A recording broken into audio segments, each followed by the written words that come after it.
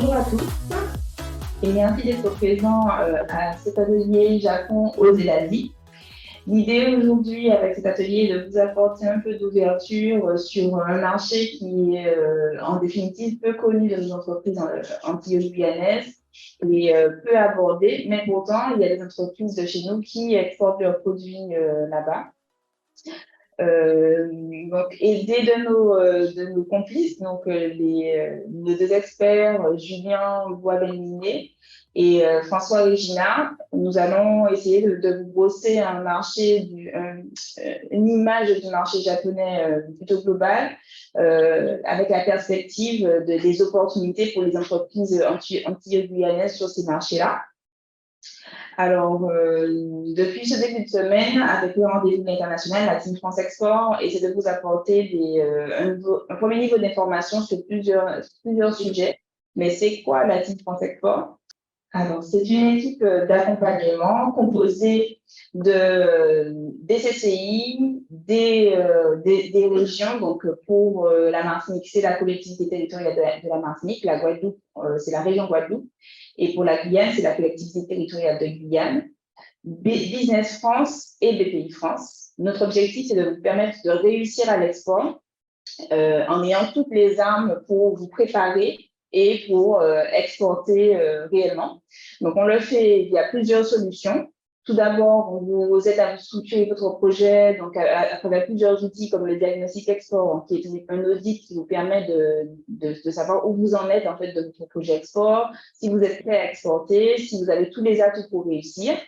On vous met à disposition de l'information sur les marchés via différents outils, donc les fiches marchés, des études, des fiches pays et le site France Export qui est une source d'information assez importante, team-export.fr. Et on vous permet de renforcer vos compétences via des formations spécifiques aux thématiques de l'export, dont la première aura lieu d'ailleurs dans 10 jours et sur le thème des appels d'offres à l'international. Deuxièmement, on vous permet de prospecter, de vendre ou de communiquer à l'international. Prospecter, c'est quoi? C'est trouver des clients à l'international via différents outils. Donc, on vous permet de participer à des salons à l'étranger. On vous permet de rencontrer des cibles spécifiques, donc avec des outils comme le vente à un client particulier. Et on vous permet également de communiquer à l'international à travers nos experts de la communication internationale qui sont basés dans plusieurs pays. Et enfin, on vous permet d'accélérer votre développement à l'international via plusieurs dispositifs. Donc, on vous permet de transformer sur un marché, de signer vos contrats.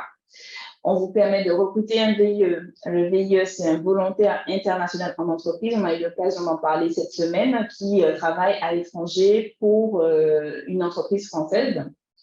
Et il existe également des programmes d'accélération, comme on a discuté juste avant, le Booster Afrique qui se tient encore en ce moment. Voilà. Donc, sans plus attendre, je vais passer la parole à M. Bois-Benligné qui va vous présenter globalement le marché japonais et les opportunités qui peuvent y exister pour le marché, pour les entreprises antillaises. Merci beaucoup. Bonjour à tous, donc je suis Julien Bois-Ben, je travaille chez Business France à Paris et je suis en charge de tout l'aspect produits gourmets, l'exportation des produits gourmets à travers le monde. Donc l'idée au travers de cette présentation, c'est de pouvoir vous présenter comment les exportations françaises et des dom-toms se font dans un premier temps dans le monde, avec un premier état des lieux des exports agroalimentaires, et après, dans un second temps, de faire un focus sur le marché japonais. Alors, il faut savoir que les exports dans l'agroalimentaire représentent un chiffre d'affaires de 1 569 milliards d'euros dans le monde et représentent 9% des exportations mondiales. Au cours de la précédente année, en 2021, on a eu une croissance de 14% sur l'ensemble de l'année. Et malgré le fait qu'il y a un ralentissement de l'ensemble des secteurs d'activité dans les exports mondiaux, on a quand même eu, c'est le seul secteur qui a connu un faible ralentissement, mais qui a quand même perçu une croissance sur la période, donc très faible de 0,5%, mais ça reste une croissance par rapport aux autres secteurs. Il faut savoir que 10 pays réalisent 50% des exportations mondiales et que la France occupe la 5e place, la 5e puissance en tant qu'exportateur au niveau des exportations dans l'agroalimentaire. Elle a récemment devancé la Chine au cours de l'année 2019, puisqu'avec le contexte géopolitique et sanitaire qu'on connaît, beaucoup de pays se sont retirés progressivement des échanges avec la Chine. Et au final, en fait, la France représente 5% des exportations mondiales. Si on continue à la slide suivante, plus précisément, les exportations françaises dans l'agroalimentaire représentent un chiffre de plusieurs milliards, alors excusez-moi, je ne vois pas le chiffre, de 70 milliards d'euros. Et dont, dans ces 70 milliards d'euros, on a 40 milliards, donc plus de la moitié, qui sont destinés à la consommation humaine. C'est un chiffre qui est en croissance par rapport à 2020, qui a connu une légère baisse durant la période de Covid pour toutes les raisons que nous avons évoquées auparavant, la baisse des échanges mondiaux en général, mais qui en 2021 a une nouvelle période de croissance de 12,5% par rapport à l'année précédente. Donc, sur l'ensemble des exportations, 3/4 des exportations françaises sont destinées à l'agroalimentaire. Voilà. Les produits les plus exportés restent bien évidemment le vin, les céréales et les produits laitiers, ce qui sont les produits phares de l'image française à l'étranger. Mais malgré tout, on a une diversité de produits qui font que la France reste l'un des principaux exportateurs de produits agroalimentaires, et notamment à destination de l'Europe, qui est notre marché prioritaire. Mais bien évidemment, on possède une multitude de secteurs et de produits qui intéressent l'ensemble des pays du monde. Et on verra après avec le marché japonais par ailleurs. La croissance des produits est tout autant importante au niveau des produits bruts que des produits transformés, puisqu'on a en moyenne une croissance par an et sur l'année précédente de 9%, ce qui reste comparable aux exportations des autres pays dans ces domaines-là. On a fait un petit focus sur les principaux pays dans lesquels vont être exportés ici les vins et les spiritueux. On voit très bien que la plupart sont en Europe, mais on constate quand même qu'il y a de la demande qui est faite tant au niveau des États-Unis et de l'Amérique du Nord que de l'Asie ou de l'Océanie. Et le Japon fait partie notamment de ces destinations pour les produits, les vins et les spiritueux.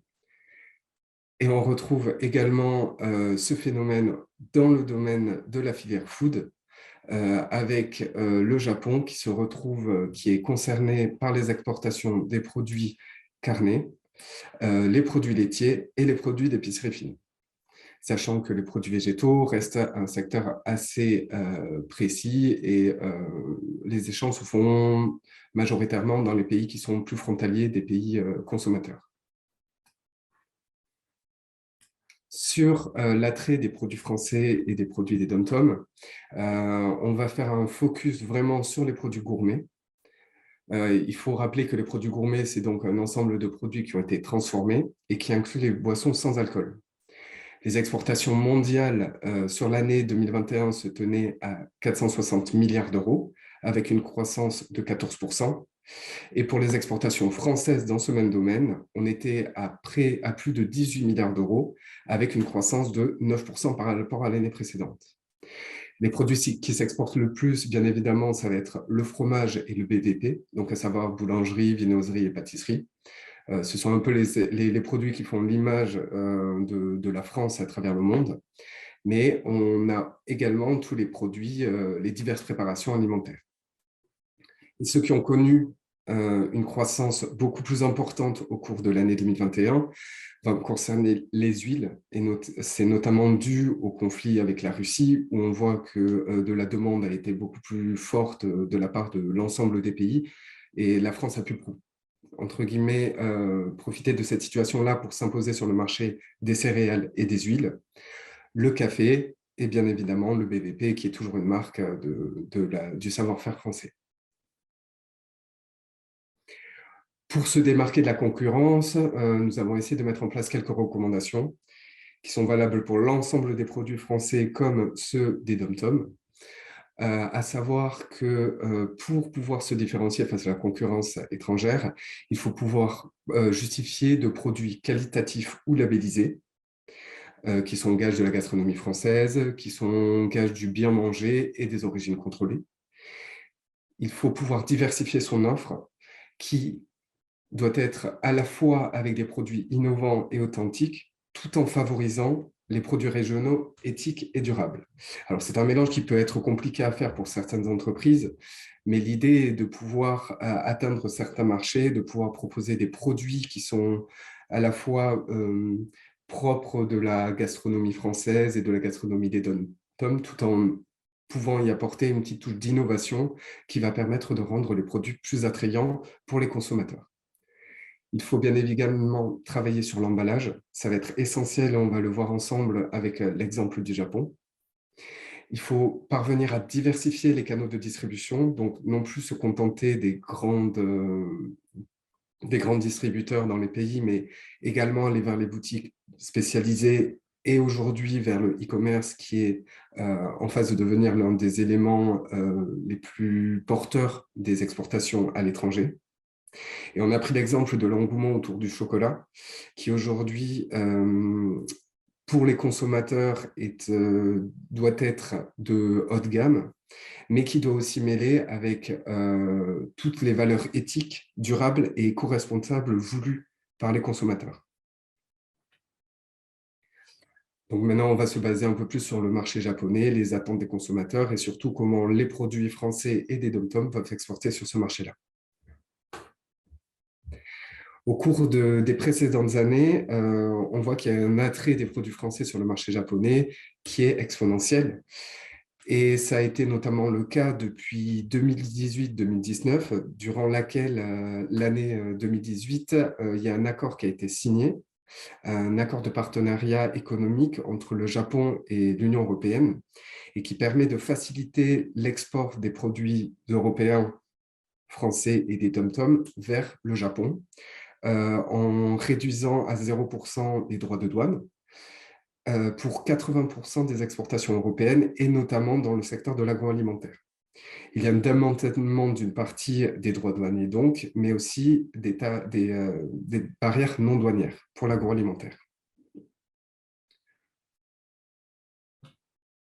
Pour avoir une vision un peu plus précise de ce qui s'exporte le plus au Japon pour les produits de la France et des DOM-TOM, on voit très bien que sur l'année 2022, l'ensemble des produits français ont généré un chiffre d'affaires de 1,4 milliard, sachant que la répartition se fait majoritairement sur les boissons, les vins et les spiritueux notamment, et sur la partie alimentaire, donc l'épicerie, les préparations alimentaires, et après bien évidemment les produits laitiers, l'alimentation animale, etc. Nous occupons la place de 11e fournisseur pour le Japon, pardon, mais également le deuxième marché, qui est le deuxième marché en Asie pour les produits français. Et on a une balance excédentaire avec le Japon de plus de 1,3 milliard d'euros. Sur les vins spiritueux, il faut prendre conscience que les Japonais ont des types de consommation qui sont comparables à celles que nous connaissons, mais avec majoritairement une consommation autour de la bière, des liqueurs et des RTD, pardon. Donc, ce sont en fait des mélanges alcoolisés qui sont vendus en canettes généralement, comme pourrait l'être par exemple une canette de whisky Coca. En fait, c'est un soft et une boisson et un alcool qui sont mélangés, qui sont vendus déjà sous le format de cocktail. Pour les spiritueux, pour ce qui va nous concerner un peu plus, notamment autour du rhum. La consommation de ces boissons-là occupe une part de marché de près d'un peu plus de 9%, et c'est une consommation en hausse. Il faut savoir que depuis quelques années, la tendance autour des cocktails a favorisé la consommation d'alcool fort, et notamment de gin, vodka, rhum, auprès des consommateurs japonais, comme c'est une tendance un peu générale qui est observée partout dans le monde. Mais la majeure partie de la consommation au Japon sur les alcools forts se fait autour du whisky. Nous avons voulu vous mettre un peu en évidence quelques spécificités du marché japonais, à savoir que, par exemple, pour le vin, les exportations sont très importantes, c'est-à-dire que le Japon produit peu de vin, donc il importe énormément de produits étrangers, notamment des produits français. Quant aux spiritueux, c'est un peu plus national, c'est-à-dire que les produits japonais vont être majoritairement consommés par rapport aux produits importés. La place de la France reste quand même essentielle sur ce marché-là des vins spiritueux, puisqu'on peut le voir, nous sommes les premiers fournisseurs, notamment pour le vin et les spiritueux, tant en quantité qu'en valeur. Ce qu'on peut observer, c'est que contrairement à de nombreux pays, les quantités exportées sont remarquables, mais la valeur est encore plus importante. On en déduit donc que les produits français se vendent, mais ils se vendent plus cher, et permettent de faire donc un chiffre d'affaires et une rentabilité suffisante pour les entreprises françaises. Sur le domaine des spiritueux plus précisément, on a essayé de vous mettre donc en avant les produits qui étaient les plus importés, à savoir le whisky, puisque les Japonais, comme j'ai pu le dire, sont de grands consommateurs de whisky. Et sur la part, on vous a mis un peu en retrait le rhum. Vous avez fait sortir la valeur du rhum qui est à 2%, à savoir que le rhum et les exportations de rhum français vers le Japon représentent un chiffre d'affaires de 1,4 million d'euros pour l'année 2022. Mais c'est un chiffre qui est en croissance par rapport aux précédentes années, donc une croissance de plus de 10%.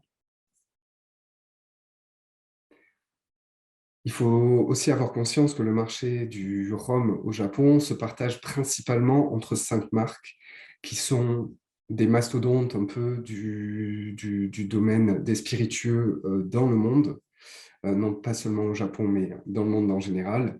On connaît tous les marques comme Bacardi, Havana Club, Mayors, Captain Morgan ou la Rum Company des Jamaïques.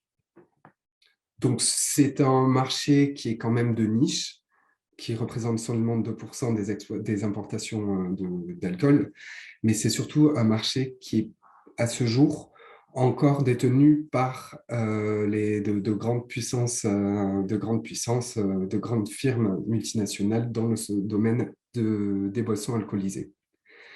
Pour les spiritueux, la distribution se fait majoritairement, en général, donc tout vin et spiritueux confondus, dans la grande distribution et dans les supermarchés. Mais pour le rhum, donc, qui est un marché de niche, on va retrouver ces produits-là plus dans des circuits spécialisés de type caviste ou bar.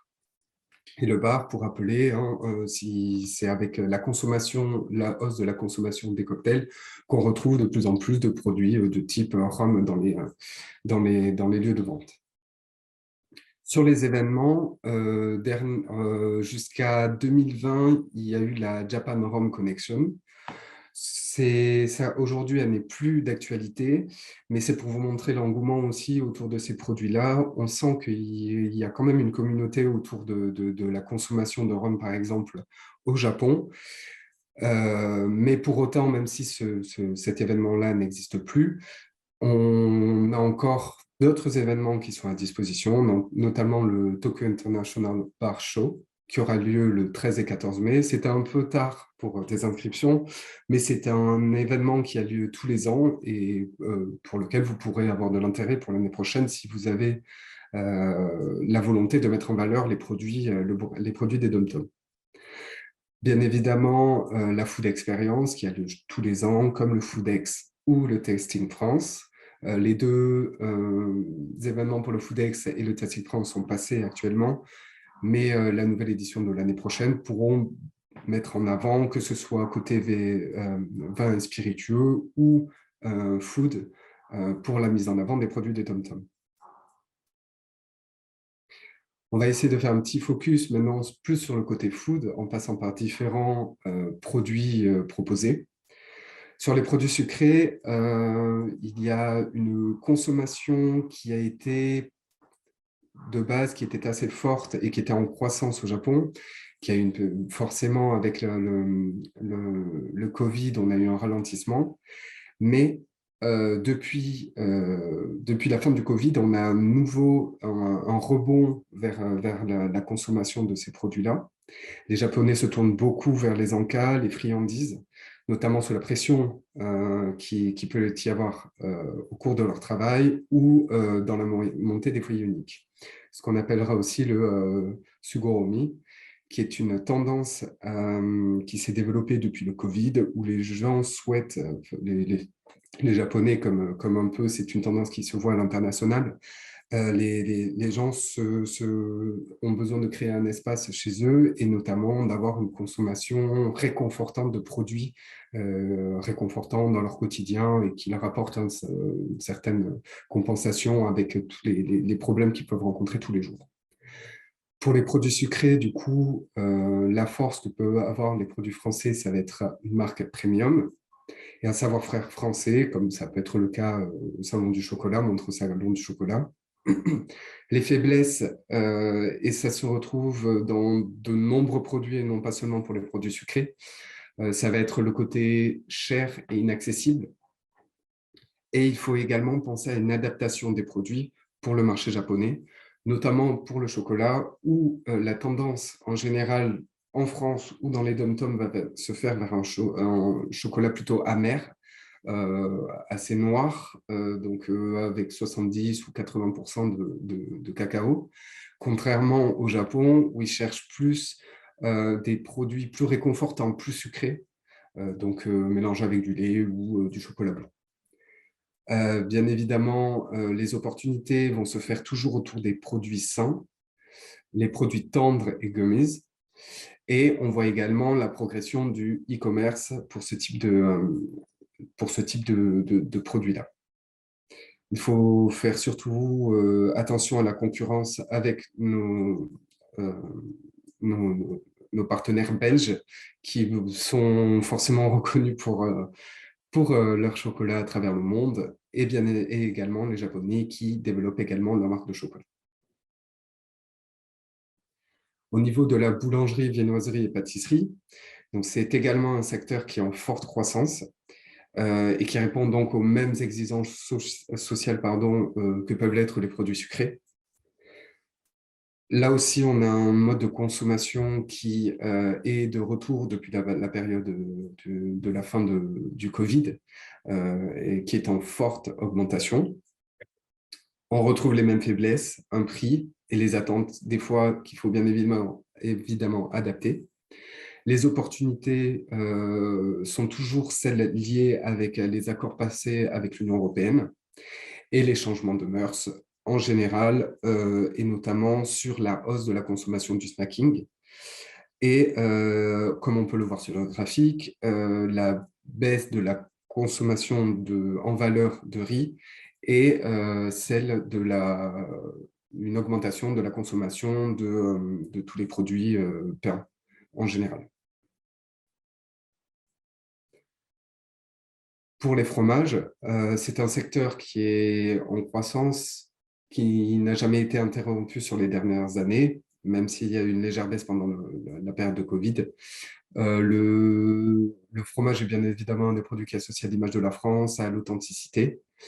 Donc, on voit quand même sur le graphique qui est présent sur la slide que la consommation est en augmentation. Alors, c'est juste au-dessus. La consommation est en augmentation et à l'inverse, alors c'est en japonais, donc ce n'est pas forcément le plus visible, mais la courbe rouge va montrer que la consommation de fromage japonais est en forte baisse, alors que la consommation générale de la demande de fromage est en forte hausse. Donc c'est sur ce point-là que les Français peuvent se démarquer, les Français et les produits d'outre-mer.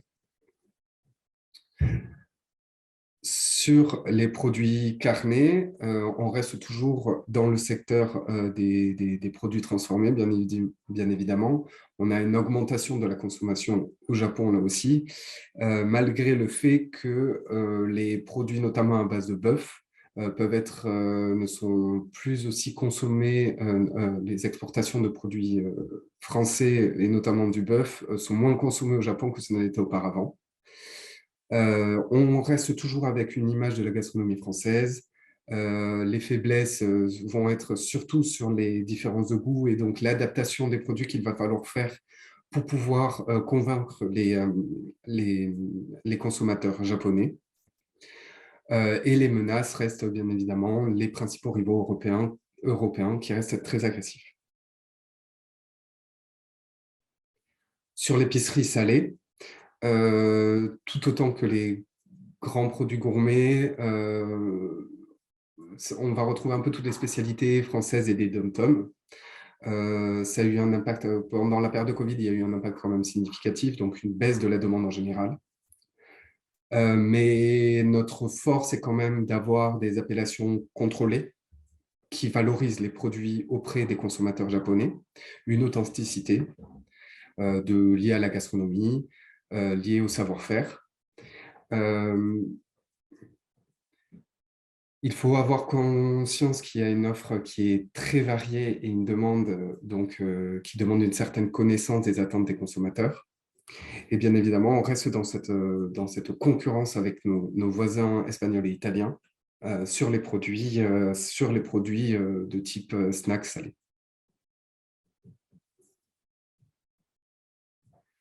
On a essayé de faire un petit focus sur quelques produits spécifiques, notamment les exportations des épices sur le marché japonais, qui a connu une croissance de plus de 10% sur la précédente année.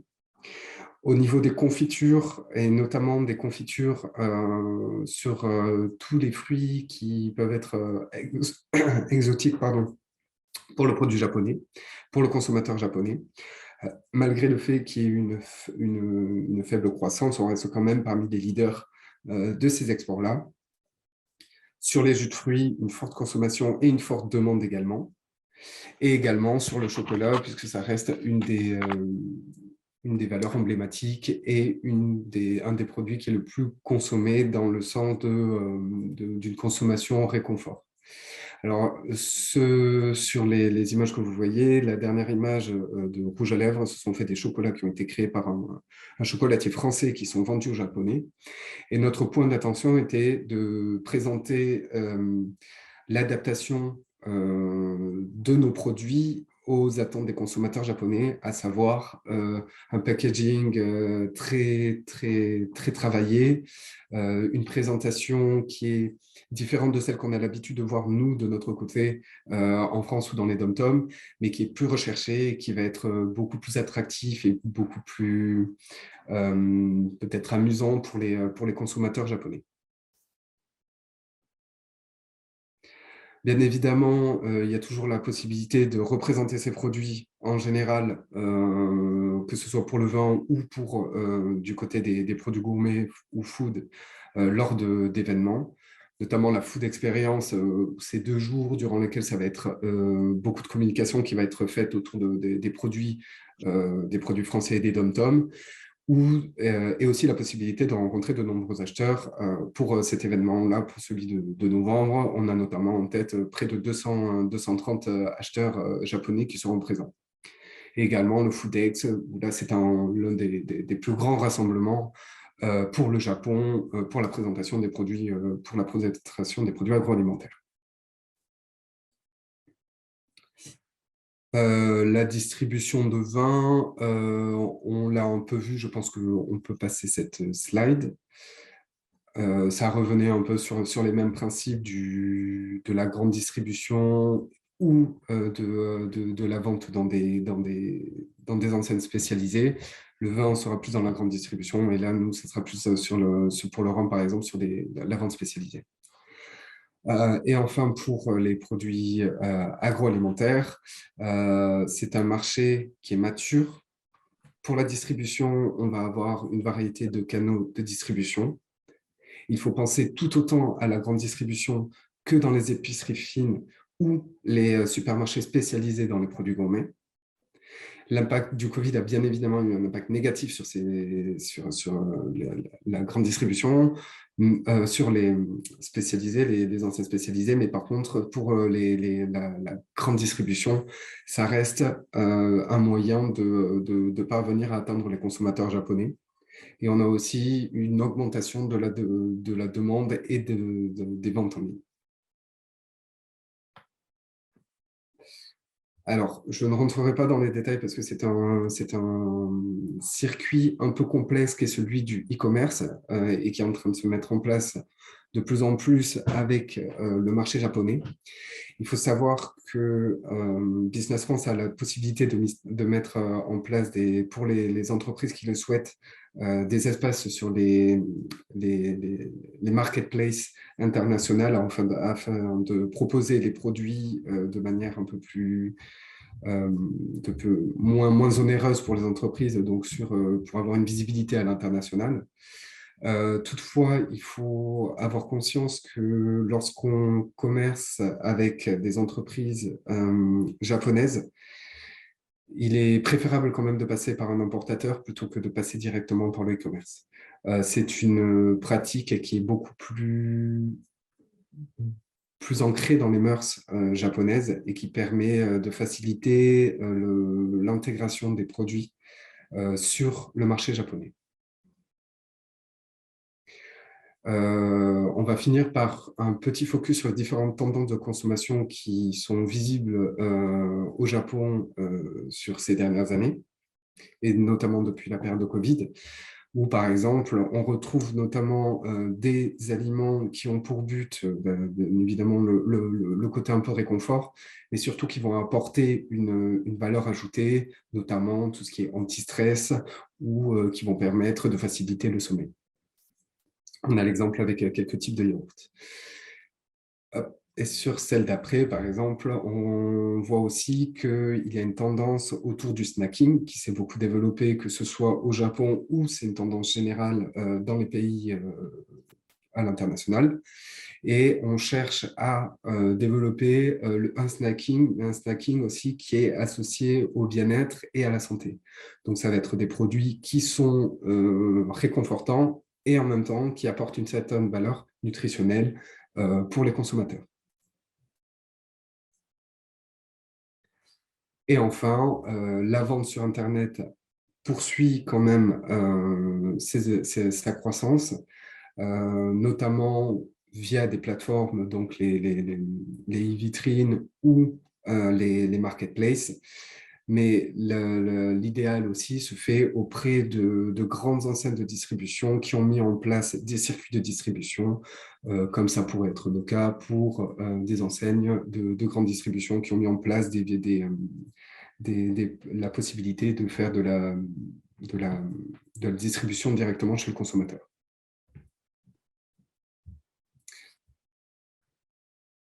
Merci beaucoup, Julien, pour cette description assez détaillée du marché japonais des produits gourmets et des biens spiritueux.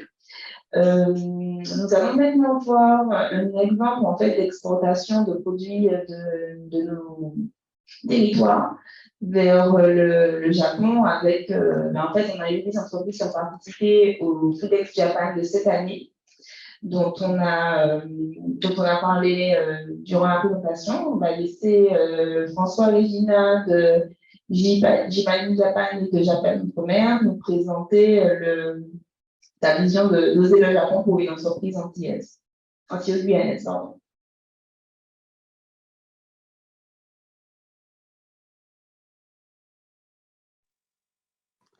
Et voilà, bonjour à tous. Voilà, je me présente François Regina. Je suis de la Martinique et donc cela fait quelques années que je vis au Japon, plus précisément près de 25 ans déjà. Le temps passe vite. Je préside donc j'imagine Japan, qui est une structure permettant d'accompagner les étudiants souhaitant réaliser leur stage dans les entreprises japonaises. Et dans cette optique, nous accompagnons également les étudiants de l'EGC. L'EGC qui est une structure gérée par les CCI sur les territoires français.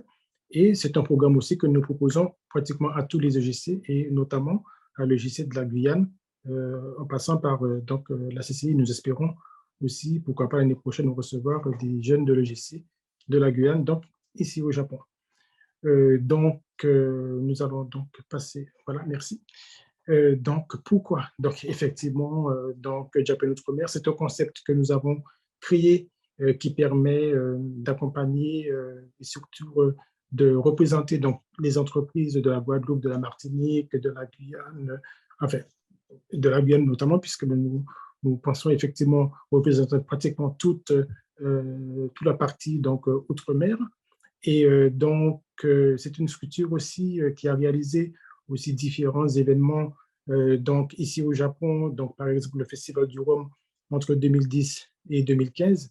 Cet événement a été vraiment le déclencheur pour mobiliser et surtout garder cette dynamique concernant le Rhum de la Martinique sur le territoire japonais. Nous avons aussi donc participé au Vinexpo, c'était en 2014 et en 2016, à Tokyo. Et puis, nous réalisons aussi des événements avec le groupe Anéducas et d'autres restaurateurs de renom. Et le salon, donc depuis 2021, nous sommes au Foodex en collaboration avec Team France et les CCI de Guadeloupe et de Martinique. Nous avons aussi, donc cette année, sollicité la CCI de Guadeloupe qui a participé avec nous sur le salon et aussi sollicité la CCI de la Guyane en passant par le biais de notre délégué général, donc Léopold Jupiter, qui a pu échanger avec Madame Patricia Calu, donc en Guyane. Et nous espérons effectivement qu'en 2014, les entreprises de Guyane pourront participer à cette aventure sur le Japon. Sur la partie de droite, vous avez effectivement donc une équipe antillo-guyano-japonaise qui représente dignement les entreprises des Outre-mer sur le salon du Foodex. Et la plupart de nos équipes, ce sont surtout l'équipe japonaise, ce sont des Japonais qui ont été aux Antilles, qui connaissent donc les Antilles et qui parlent anglais, français et aussi des Japonais qui parlent créole. Donc, le tout est bien ficelé, en fait. Voilà, merci.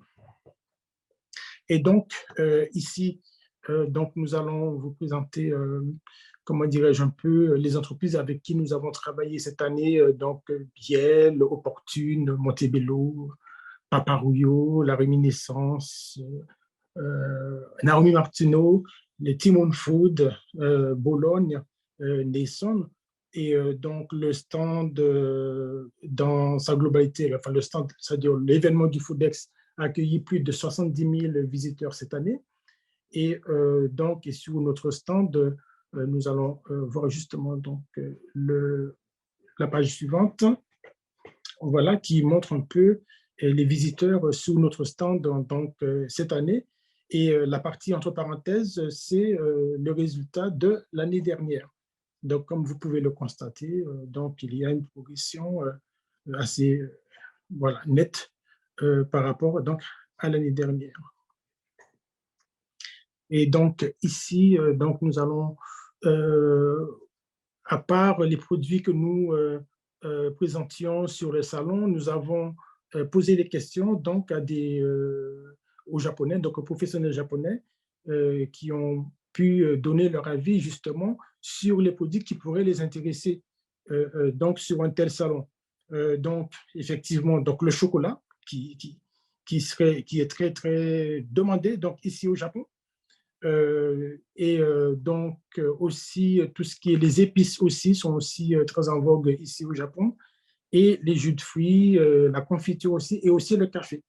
Le café, où il faut absolument qu'on puisse travailler sur ces produits-là pour le marché japonais. Donc, cette année, effectivement, donc, on a pu avoir sur notre stand Timoon Food qui fait partie du food, mais en règle générale, nous avons toute la partie spiritueux qui sont sur le salon.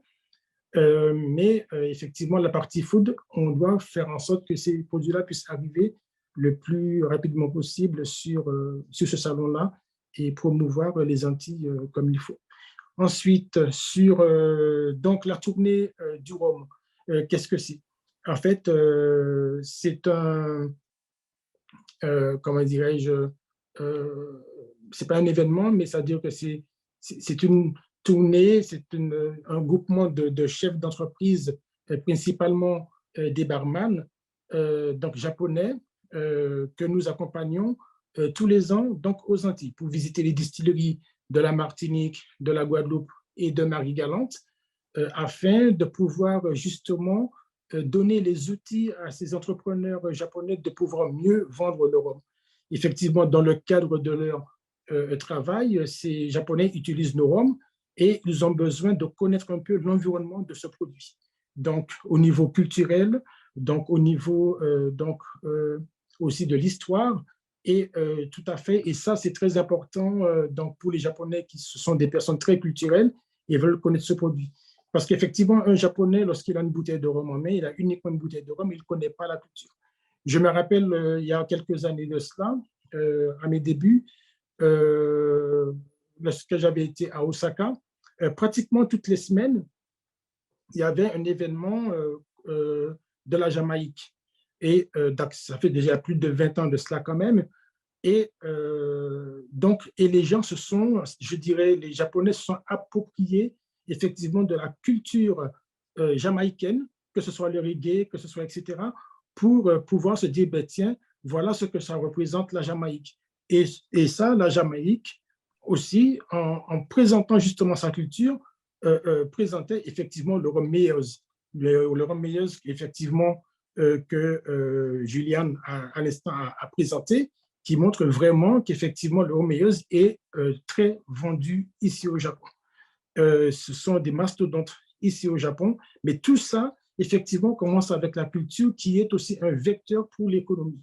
Et donc, il ne faut surtout pas que les chefs d'entreprise se disent, ben, tiens, on a un produit, cela va se vendre. Ce n'est pas si simple que cela.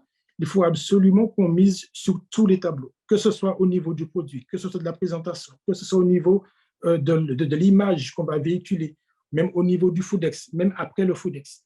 Donc, il y a toujours cette partie qui permet de dire, ben, tiens, la culture est présente et nous devons effectivement jouer sur cette partie-là. Et donc, la tournée du rhum permet aussi de pouvoir accompagner ces entrepreneurs japonais jusqu'aux Antilles.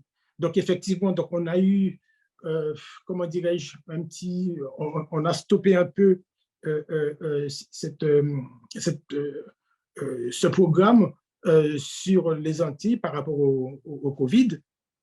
Et cette année, donc sur le salon, nous avons posé la question donc, à ces entrepreneurs et comme vous pouvez le constater, près de 70%, plus de 70% justement, souhaitent effectivement participer à ce programme. Cela pourrait aussi être un programme du spiritourisme à développer, pourquoi pas, au Japon vers les Antilles. Merci. Donc ici, bon, c'est juste un petit sondage permettant de voir un peu l'efficacité de notre communication sur le stand. Donc, les Japonais ont été très satisfaits de la communication et puis, et donc, ils ont été très conquis. Hein, donc, voilà, je ne vais pas trop rester un peu sur voilà. Ensuite, les activités des visiteurs sont principalement donc les restaurants, les bars, les importateurs et les grossistes. Voilà. Bon, ici, nous avons quelques témoignages que nous ont laissés quelques entreprises. Je vous laisse donc regarder. Merci beaucoup.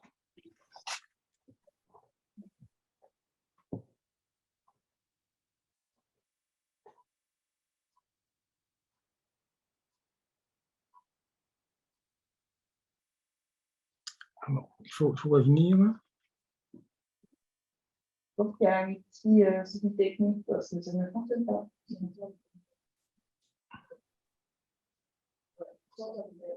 S'il s'agit d'une vidéo. Et donc, il faut revenir là. Et...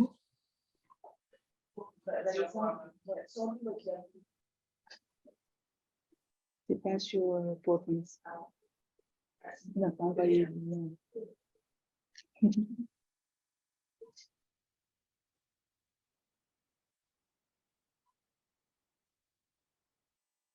On va regarder pour les vidéos un peu plus tard, pour les diffuser en fin de diaporama.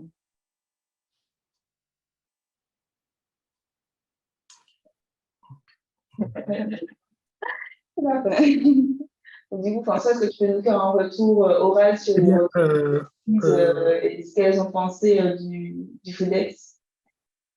Eh bien, c'est donc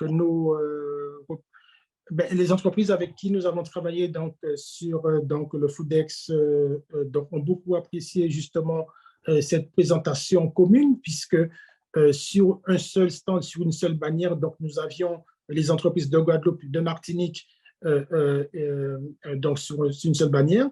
Et donc, cela permettait justement donc, une visibilité optimale et aussi une lisibilité des produits sur le salon.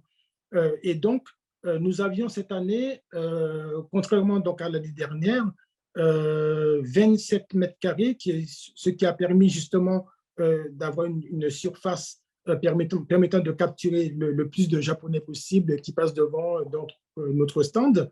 Et donc, nous avons eu aussi donc, la visite du consul général, mais également de l'ambassadeur général de France, qui ont beaucoup apprécié nos rhums, puisque bon, ils ont dégusté. On ne peut pas passer sur le stand des Antilles sans boire. Hein, ça, et donc, on a eu quand même beaucoup de visites sur notre stand. Et d'après les statistiques, justement, cette année, le stand qui a eu beaucoup plus de visiteurs, c'est justement le stand des Outre-mer. Et donc, les participants de cette année, les exposants cette année aussi ont exprimé justement donc leur intention de renouveler l'expérience pour 2024. Et aussi, donc, nos exposants aussi souhaitent également que la Guyane puisse participer dans cette aventure avec nous et les autres, bien évidemment, donc outre-mer qui pourraient participer. Et nous espérons effectivement que la CCI de Guyane puisse être avec nous et on y travaille et on espère travailler ensemble pour ça. Merci beaucoup. Après, je ne sais pas si Vanessa, si tu as accès à YouTube, là directement, tu peux effectivement avoir les mêmes vidéos qui n'ont pas été lancées.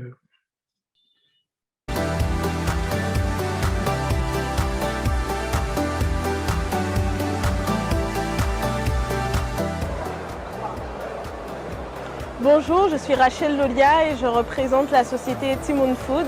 Donc, nous sommes spécialisés dans la fabrication de purées de fruits et de légumes tropicaux.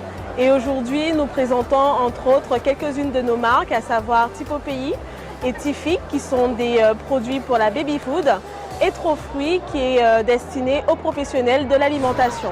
Alors aujourd'hui, on a profité de l'opportunité du FOODEX Japan 2023 en collaboration et en partenariat avec Japan Outre-mer, l'association, j'imagine, West Indies et notre partenaire GLC International pour tester les opportunités qu'ils peuvent avoir sur le territoire japonais et voir par la suite, en termes de croissance, qu'est-ce que nous pourrions activer et comment nous pourrions proposer nos produits au territoire japonais et voire même asiatique. avec Japan Outre-mer. La préparation des partenaires, c'est vraiment faite de manière complète de A à Z, donc bien avant le salon, mais aussi sur place, avec la mise à disposition d'interprètes qui nous accompagnent à pouvoir justement présenter nos produits aux populations et dans la langue natale ou en anglais. Donc ce qui est vraiment un gros avantage pour nous puisqu'on n'a pas forcément toujours les moyens de pouvoir s'exprimer correctement et quand on est accompagné, c'est toujours mieux.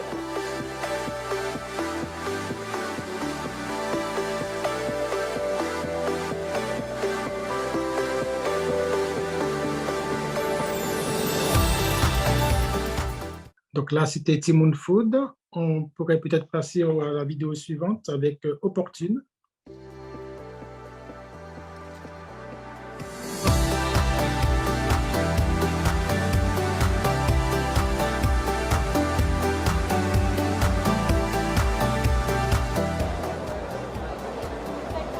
Bonjour, donc moi je suis Philippe Matco, donc le fondateur de la marque de rhum Opportune 1791. Donc c'est une marque qui à l'origine est de Martinique. Donc on a un panel de rhum d'origines différentes. On a lancé les 5 premières références de rhum, donc d'Amérique centrale, des rhums vieux. On a fait des assemblages de rhum vieux et de rhum blanc agricole avec des rhums de mélasse. Et on a aussi donc lancé l'année dernière pour les 20 ans de l'AOC Martinique 4 références de rhum AOC Martinique, donc le blanc, l'ambré, le VSOP et le XO. Donc voilà, aujourd'hui on est présent au Foodex au Japon, donc à Tokyo. C'est une organisation qui a été faite grâce à Business France et Japan Outre-mer.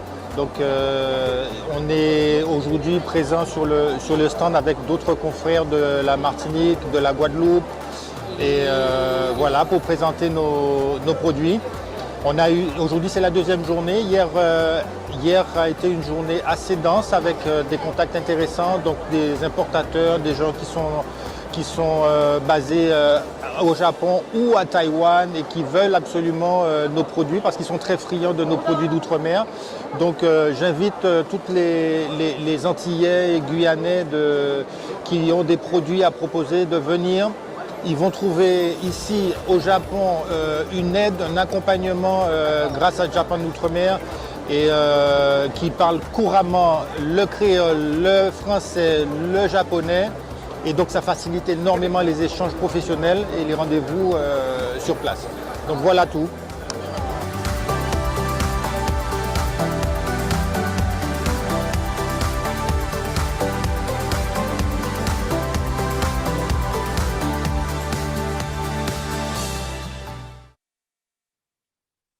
Et donc, en dernière position, donc, nous avons donc Japan Outre-mer, donc notre équipe qui va vous saluer et aussi présenter un peu le résultat du Foodex.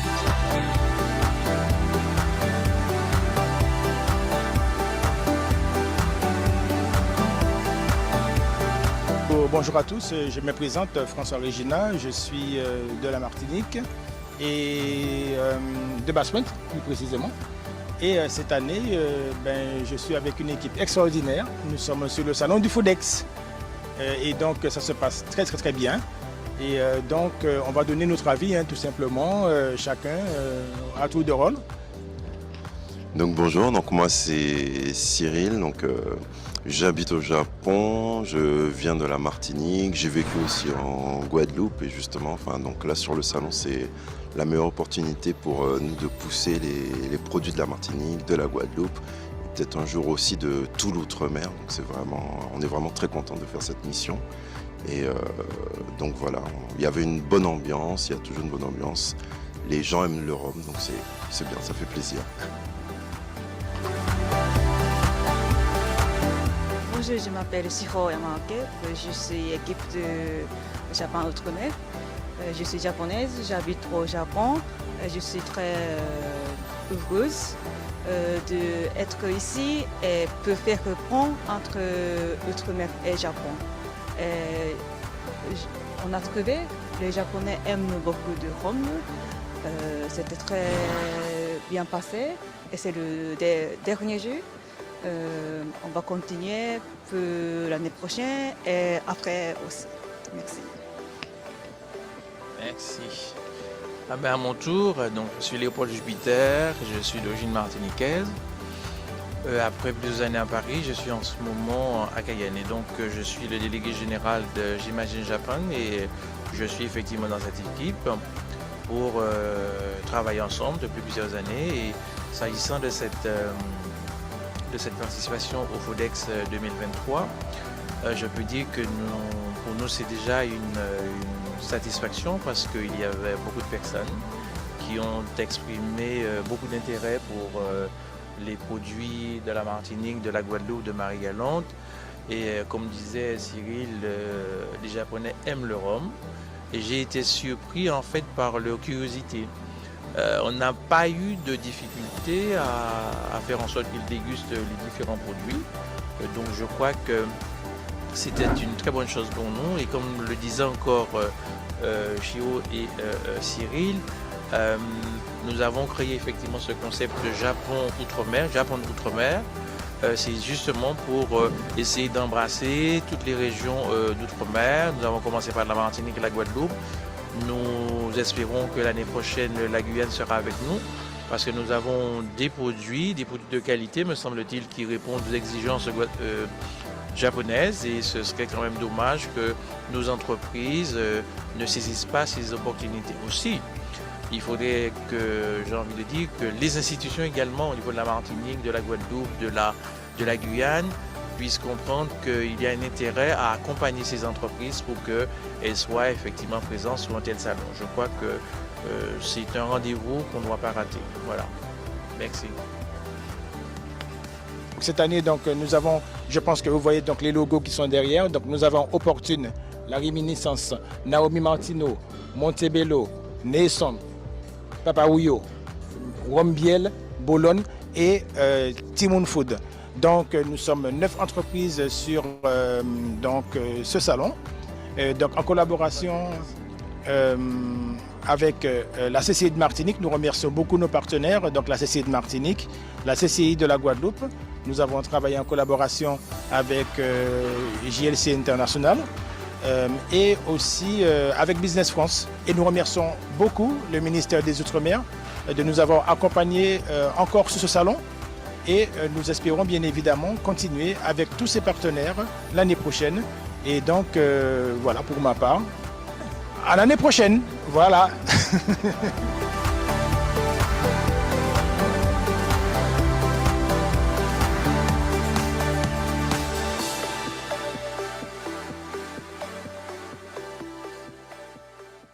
Donc voilà, donc ce fut une expérience vraiment donc, très enrichissante et sincèrement notre concept permettant de pouvoir regrouper toutes les entreprises des Outre-mer est vraiment une chance et vraiment c'est une opportunité puisque nous sommes au Japon et on est basé au Japon. Cela permettra justement de garder le lien.